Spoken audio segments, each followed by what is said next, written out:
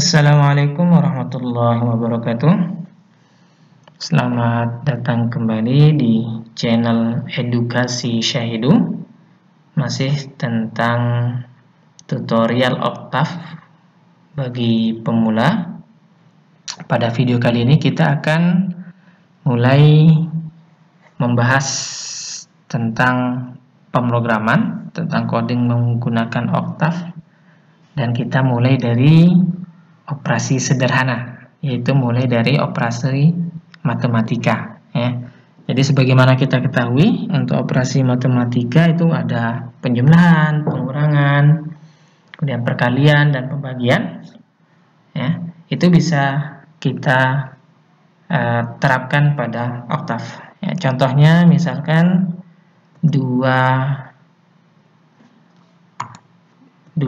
dikali 3. Ya, ini sama dengan 6. 2 dibagi 3.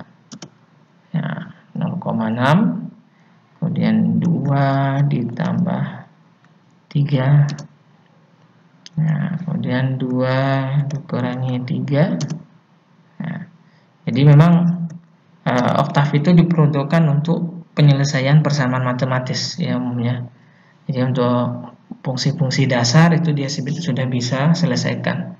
Jadi ini kalau misalkan kita langsung memasukkan nilai-nilainya, bisa juga kita gantikan dengan variabel. Misalkan A itu kita nilaikan sama dengan 2, kemudian B itu kita kasih nilai sama dengan 3. Nah, maka kalau kita gunakan operasi-operasi di atas tadi, kita ulangi.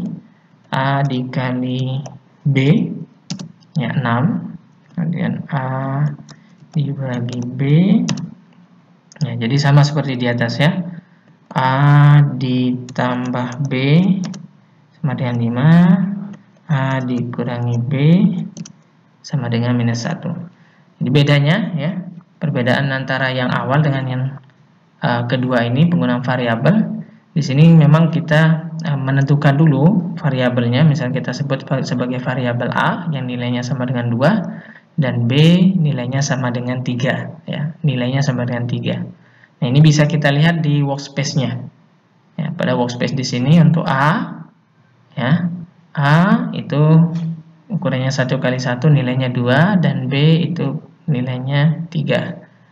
Adapun jika kita langsung menggunakan perhitungan tadi, maka variabel yang tersimpan pada workspace-nya adalah variabel ans ya, variabel ans. Nah, kemudian ada beberapa juga ya operasi-operasi matematik yang bisa memanfaatkan fungsi built-in. Ya. Contohnya seperti penghitungan akar kuadrat, kemudian penghitungan nilai absolut, kemudian pembulatan, nilai sinus, kosinus, dan lain sebagainya, logaritma. Nah, seperti itu. Jadi memang pada oktav itu sudah disimpan.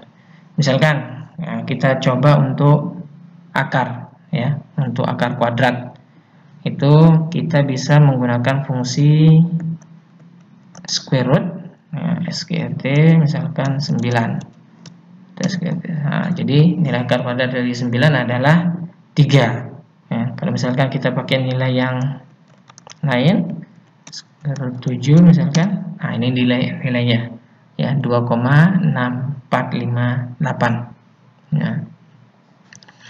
Nah, ini juga nilai ini bisa kita simpan ya, bisa kita simpan ke dalam variabel. Misalkan nilai kita sebut sebagai akar itu sama dengan square root 9 ya.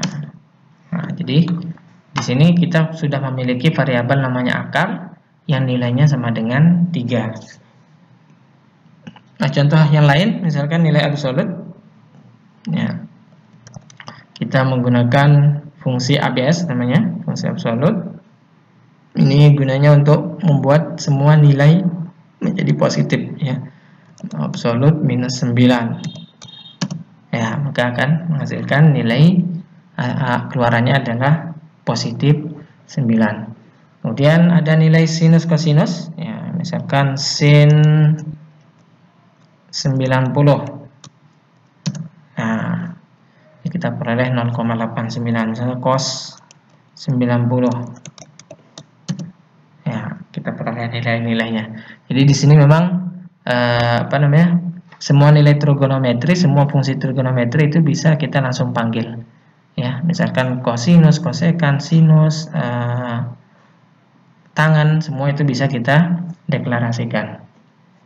Nah, selain itu juga kita bisa menggunakan fungsi eksponensial, kemudian logaritma, ya, contohnya misalkan logaritma E, di mana kita tahu itu adalah nilai naturalnya, ya, itu adalah konstanta logaritma, ya. Nah, jadi logaritma E itu sama dengan 1. Kemudian ada juga fungsi-fungsi yang digunakan untuk melakukan pembulatan, ya, misalkan ada floor, ya, 0,1,5 misalkan, ya, berarti dia akan membulatkan ke bawah. Nah, kalau misalkan kita lebihkan dari 1,5 menjadi 1,6, 1,6,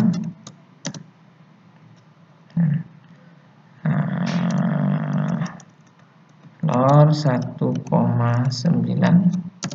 Ya, jadi memang dia akan, untuk floor ini akan selalu mengambil nilai nilai bulatnya, ya, nilai bulatnya. Kemudian ada juga round. Nah, ini yang pembulatan yang lain juga. Ini yang 1,5 itu dibulatkan. Nah, dia membulatkannya ke atas. Round 1,9 sudah otomatis ke atas. Kalau misalkan round 1,2, nah, itu akan dibulatkan ke bawah, ya. Kemudian ada juga fungsi modulus, ya, fungsi modulus. Misalkan ini adalah fungsi yang bisa menyimpan sisanya. Jadi yang yang menjadi outputnya adalah sisanya.